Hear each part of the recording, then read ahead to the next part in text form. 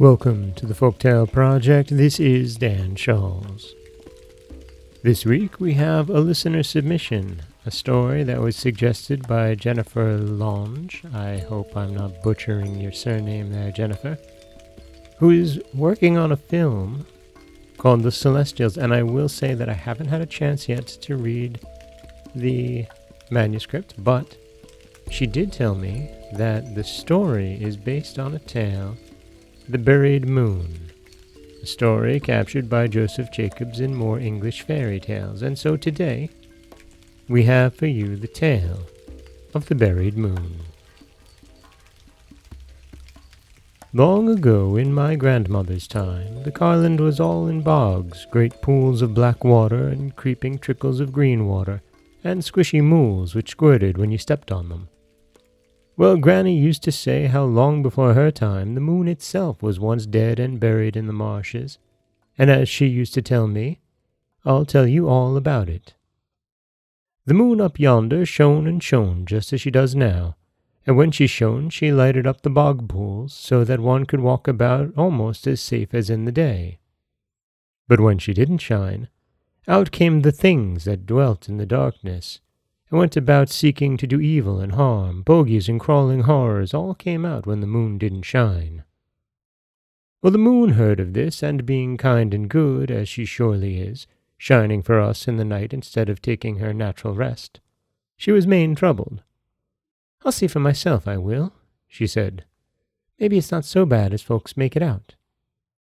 Sure enough, at the month's end, down she stepped, wrapped up in a black cloak with a black hood over her yellow shining hair. Straight she went to the bog edge and looked about her. Water here and water there, waving tussocks and trembling mools, all great black snags all twisted and bent. Before her all was dark, dark but for the glimmer of the stars in the pools and the light that came from her own white feet stealing out of her black cloak. The moon drew her cloak faster about and trembled, but she wouldn't go back without seeing all there was to be seen. So on she went, stepping as light as the wind in summer from tuft to tuft between the greedy, gurgling water-holes. Just as she came near a big black pool, her foot slipped, and she was nigh tumbling in. She grabbed with both hands at a snag nearby to steady herself with, but as she touched it, it twined itself around her wrists and, like a pair of handcuffs, gripped her so that she couldn't move. She pulled and twisted and fought, but it was no good. She was fast, and must stay fast. Presently, as she stood trembling in the dark, wondering if help would come, she heard something calling in the distance. Calling, calling, then dying away with a sob, till the marshes were full of this pitiful crying sound. Then she heard steps floundering along, squishing in the mud and slipping on the tufts, and through the darkness she saw a white face with great feared eyes. 'Twas a man, strayed in the bogs. Mazed with fear, he struggled on towards the flickering light that looked like help and safety. And when the poor moon saw that he was coming nigher and nigher to the deep hole, further and further from the path, she was so mad and so sorry that she struggled and fought and pulled even harder than ever. And though she couldn't get loose, she twisted and turned till her black hood fell back off of her shining yellow hair, and the beautiful light that came from it drove away the darkness. Oh, but the man cried with joy to see the light again. And at once all the evil things fled back into the dark corners, for they cannot abide the light. So he could see where he was, and where the path was, and how he could get out of the marsh. And he was in such haste to get away from the quicks, the bogles, and things that dwelt there, that he scarce looked at the brave light that came from the beautiful shining yellow hair, streaming out over the black cloak and falling into the water at his feet. And the moon herself was so taken up with saving him, and with rejoicing that he was back on the right path, that she clean forgot that she needed herself help, and that she was held fast by the black snag. So off he went, spent and gasping and stumbling and sobbing with joy, flying for his life out of the terrible bogs. Then it came over the moon that she would main like to go with him. So she pulled and fought as if she were mad, till she fell on her knees, spent with tugging at the foot of the snag. And as she lay there, gasping for breath, the black hood fell forward over her head. So out went the blessed light, and back came the darkness with all its evil things, with a screech and a howl. They came crowding round her, mocking and snatching and beating, shrieking with rage and spite, and swearing and snarling, for they knew her for their old enemy, that drove them back into the corners, and kept them from working their wicked wills. "Drat thee!" yelled the witch-bodies. "Thou spoiled our spells this year agone." "And as thou sentest to brood in the corners," howled the bogles. And all the things joined in with a great ho-ho, till the very tussocks shook and the water gurgled. And they began again. "We'll poison her," shrieked the witches. And ho-ho, howled the things again. "We'll smother her," whispered the crawling horrors, and twined themselves round her knees. And ho-ho, mocked the rest of them. And again, they all shouted with spite and ill will. And the poor moon crouched down and wished she was dead and done with. And they caught and fought and squabbled with what they should do with her, till a pale grey light began to come in the sky, and it drew nigh the dawning.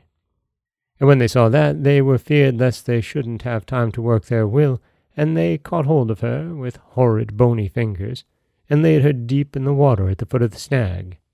And the bogles fetched a big stone and rolled it on top of her to keep her from rising. And they told 2 of the will-o'-the-wisps to take turns in watching on the black snag, to see that she lay safe and still, and couldn't get out to spoil their sport. And there lay the poor moon, dead and buried in the bog, till someone would set her loose, and who'd know where to look for her. Well, the days passed, and 'twas the time for the new moon's coming, and the folk put pennies in their pockets and straws in their caps, so as to be ready for her, and looked about, for the moon was a good friend to the marsh folk, and they were main glad when the dark time was gone, and the paths were safe again, and the evil things were driven back by the blessed light into the darkness and the water-holes. But days and days passed, and the new moon never came, and the nights were aye dark, and the evil things were worse than ever. And still the days went on, and the new moon never came. Naturally, the poor folk were strangely feared and mazed, and a lot of them went out to the wise woman who dwelt at the old mill, and asked if so be she could find out where the moon was gone. "Well," said she, after looking in the brew-pot and in the mirror and in the book, "it be main queer, but I can't rightly tell ye what's happened to her. If ye hear of aught, come and tell me." So they went their ways, and as days went by, and the moon never came, naturally they talked. My word, I reckon they did talk. Their tongues wagged at home and at the inn and in the garth. But so came one day, as they sat on the great settle in the inn, a man from the far end of the boglands was smoking and listening, when all at once he sat up and slapped his knee. "My faix," says he, "I'd clean forgot, but I reckon I kens where the moon be." And he told them of how he was lost in the bogs, and how, when he was nigh dead with fright, the light shone out, and he found the path and got home safe. So off they all went to the wise woman and told her all about it, and she looked long in the pot and the book again, and then she nodded her head. "It's dark still, childer, dark," says she, "and I can't rightly see, but do as I tell ye, and you'll find out for yourselves. Go, all of ye, just afore the night gathers, put a stone in your mouth, and take a hazel twig in your hands, and never say a word till you're safe home again. Then walk on and fear not, far into the midst of the marsh, till you find a coffin, a candle, and a cross. Then you'll not be far from your moon. Look, and mappen you'll find her." So the next night in the darklings out they went all together, every man with a stone in his mouth and a hazel twig in his hand, and feeling, thou mayst reckon, main feared and creepy. And they stumbled and stottered along the paths into the midst of the bogs. They saw naught, though they heard sighings and flutterings in their ears, and felt cold wet fingers touching them. But all at once, looking around for the coffin, the candle, and the cross, while they came nigh to the pool beside the great snag where the moon lay buried. And all at once they stopped, quaking and mazed and skeary, for there was the great stone half in, half out of the water, for all the world like a strange big coffin, and at the head was the black snag, stretching out its 2 arms in a great, dark, gruesome cross, and on it a tiny light flickered like a dying candle. And they all knelt down in the mud and said Our Lord first, because of the cross, and then backward to keep off the bogles, but without speaking out, for they knew that the evil things would catch them if they didn't do as the wise woman told them. Then they went nigher and took hold of the big stone and shoved it up, and afterwards they said that for 1 titty minute they saw a strange and beautiful face looking up at them out of the glad like out of the black water, but the light came so quick and so white and shining that they stepped back mazed with it, and the very next minute, when they could see again, there was the full moon in the sky, bright and beautiful and kind as ever, shining and smiling down at them, and making the bogs and the paths as clear as day, and stealing into the very corners, as though she had driven the darkness and the bogles clean away, if she could. And that is the story, the English story of The Buried Moon. And I do promise, Jennifer, that I will read the manuscript, and I'm very excited to see, hopefully one day, Celestials.